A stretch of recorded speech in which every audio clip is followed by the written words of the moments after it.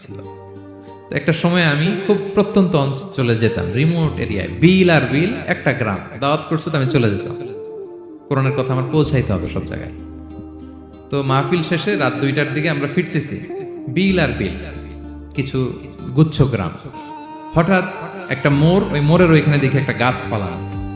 এটার মানে হচ্ছে আশেপাশে ডাকাত আছে, ওখানে ডাকাতি এরকম হয় আর কি, বিল এরিয়াতে গাছ ফেলে রাখে। তো গাছ থাকলে তো আর কোনো সিএনজি প্রাইভেট কার কিছুই যাবে না। আমি বুঝতে পারলাম যে এটা তো ডাকাতের কাজ। আমি সূরা ইয়াসিন তেলাওয়াত শুরু করে দিলাম। বিপদে বলে সূরা ইয়াসিনের প্রথম 9 আয়াত, কয় আয়াত? এই 9 আয়াত পড়বেন। পড়তে আরম্ভ করলাম, ড্রাইভারকে বললাম একটু করে পেছাও। তো টর্চ মারতেছে বিল থেকে, মানে ওরা তো ওখানে উৎপেতে আছে। আমি পড়তেছি, কিছুক্ষণ পরে ডাকাত নিজে এসে গাছ সরাই দিয়ে বলতেছে যান। মানে ও কি করবে ও নিজেও বুঝতেছে না, ও যে কি করবে, ও কি করতে হবে ওটা